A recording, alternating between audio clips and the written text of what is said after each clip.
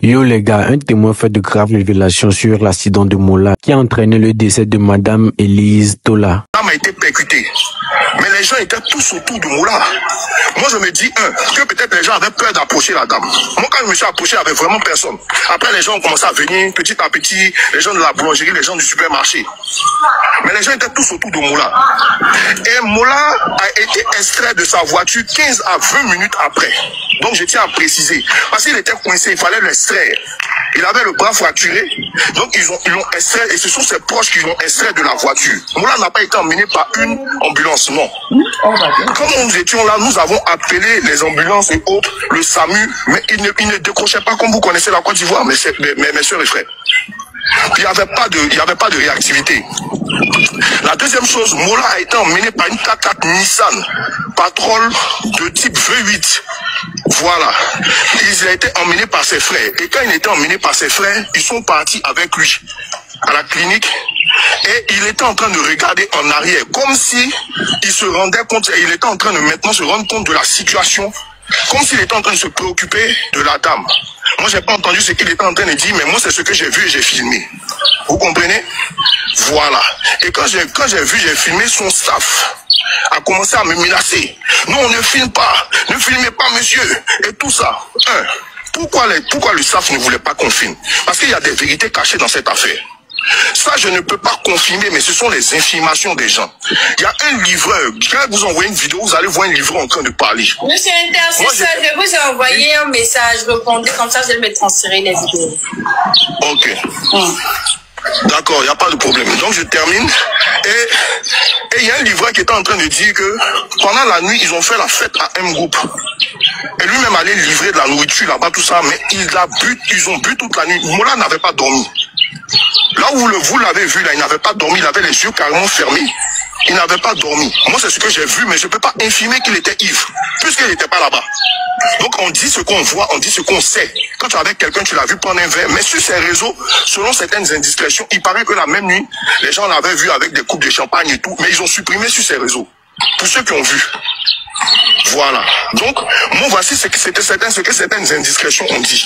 Mais regardez ce qui s'est passé, c'est que au feu de, comment on appelle ça, pour ceux qui connaissent, avant Coco Vico, on appelle le coin là Shawarma Plus. Shawarma Plus Mandela. Il a partagé, vous voyez, il y a des enfants qui sont sur la route, qui nettoient les vitres et tout. Pareil qu'il avait partagé 10 000 aux enfants là-bas. Et c'est quand il a partagé 10 000 que le feu de Mandela était vert, qu'il est passé. Il est allé à toute allure, à vive allure, à toute vitesse. Et il a même brillé le feu qui est après le feu de Mandela qu'on appelle le feu de Sikomex. Et c'est là qu'il a eu son forfait. Parce qu'il ne pouvait plus maîtriser la voiture, pas à vive allure. Mais de la façon dont la voiture, il a percuté la dame, il a perdu le contrôle. Moi, je peux dire qu'il y a deux cas, mais ce ne sont que des spéculations. Soit, en perdant le contrôle de la voiture, étant fatigué, peut-être qu'un petit sommeil il a pris. Ça peut arriver. Moi, j'ai mon beau-frère qui a fait un accident comme ça, c'est un sommeil qu'il a pris, et puis la voiture allait en arrière.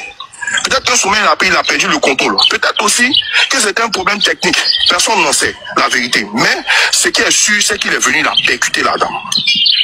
Et voici quand il a percuté la dame, il y a eu des dégâts matériels et il y a eu des dégâts humains.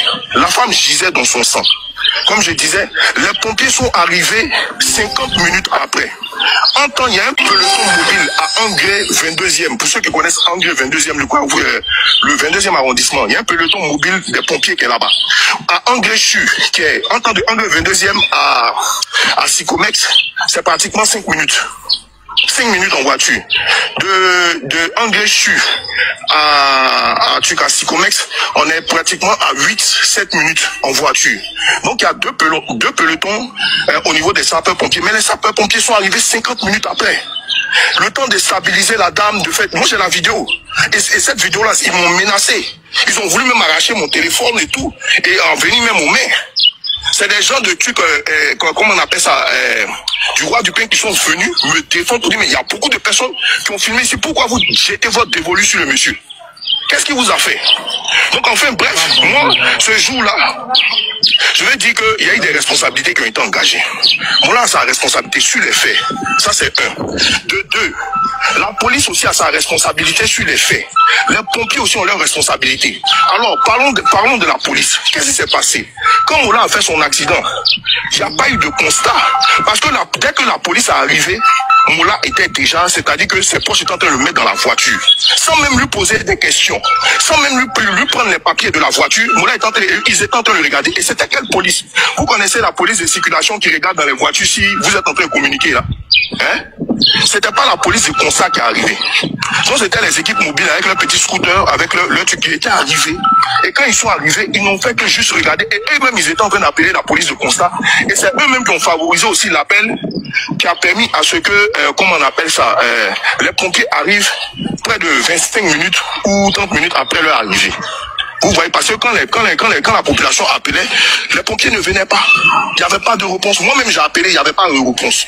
Donc, c'est plutôt les policiers qui ont favorisé à ce que 30 minutes après, ils viennent. Donc, ça faisait pratiquement près de 50 minutes à 1 heure avant que la femme n'aille à l'hôpital. Ce que je veux rappeler, c'est que la population était fâchée du retard des pompiers. Donc, qu'est-ce qui s'est passé? Les proches de Moula ont appelé une ambulance d'une clinique qui s'appelle 5 Henriette. Donc, si vous voyez dans la vidéo, il y a deux ambulances qui sont venues. Quand cette Henriette est arrivée net, le SAMU, c'est-à-dire les sapeurs-pompiers, sont arrivés peut-être 30 secondes ou 1 minute après. Donc la population était fâchée, ils étaient en train de chasser les SAMU pour dire vous avez trop tardé et c'est maintenant que vous voulez venir et tout.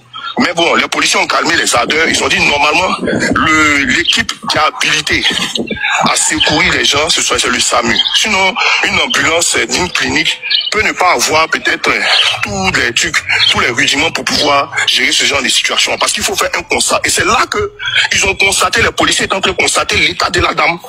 Vous comprenez? Donc le constat de la voiture, de l'accident, moi j'ai un véhicule, donc je sais comment on fait un constat.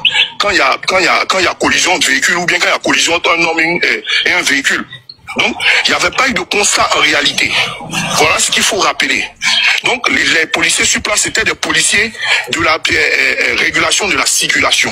Qui sont venus, qui ont vu, et eux-mêmes ils étaient en train d'appeler les policiers qui font le constat. Donc habilité à faire le constat. Donc voici un peu ce qui s'est passé et ils ont menacé un peu tous ceux qui étaient en train de filmer, tout ça, le staff de Moula. Moi j'ai pas un problème avec Moula, mais j'ai un problème avec son staff. J'ai un problème avec les gens qui sont autour. On est dans un pays de droit. Il y a quelque chose qui a été fait. Il faut qu'il y ait des traces soient. Il faut qu'il y ait des traçabilités. Filmer quelqu'un, ça ne veut pas dire qu'on le dévalorise, mais non. Ça veut dire qu'aujourd'hui, si la vidéo de surveillance n'était pas sortie, et la vidéo de surveillance a été sortie par top bâtiment, ce sont des Libanais qui sont là-bas. Mais ils ont entendu Hassan Hayek dire des contre-vérités, je vais dire ça comme ça. Mais ce sont des contre-vérités, des inepties sans pareil. C'est quand vous-même vous avez vu aujourd'hui que chacun est en train de se lamenter, en tout cas s'inquiéter du cas de la famille de la dame, parce qu'on peut plus dire le secret de la dame, puisqu'elle est décédée. Du cas de la famille de la dame, parce que c'est une grosse tristesse. Si sa version était prise pour compte, aujourd'hui toute la Côte d'Ivoire allait dire que la femme n'avait pas raison. Pourtant les faits sont là. Donc voici un peu ma version des faits. Voici un peu ce qui... Merci monsieur intercesseur. Merci. Non, veut pas John. Voilà un peu le récap de l'enregistrement que j'ai fait du témoignage du monsieur. Voilà, moi je pense que... C'est fort. Voilà. C'est-à-dire là, vraiment, c'est ce qui a été joué là. Tu vois? Oui, il a bien enregistré. C'est fort. C'est bien fait. C'est fort. C'est très fort. Oui, la famille, c'est triste que l'accident de Moula ait provoqué le décès de Madame Elise Tola. Maintenant, est-ce que la justice ivoirienne, la police ivoirienne ont débuté une enquête pour pouvoir vraiment savoir ce qui s'est réellement passé afin de tirer les conclusions? Parce que il y a un décès. On ne peut pas laisser cette affaire, même si Moula est une star ivoirienne. Cette affaire ne peut pas être laissée juste comme ça parce que c'est une star. On doit faire les enquêtes et vérifier si Moula, sûrement il conduisait à haute vitesse, ce qui n'est déjà pas bien. Donc vraiment, il y a quoi la famille Tola et qu'elle repose en paix.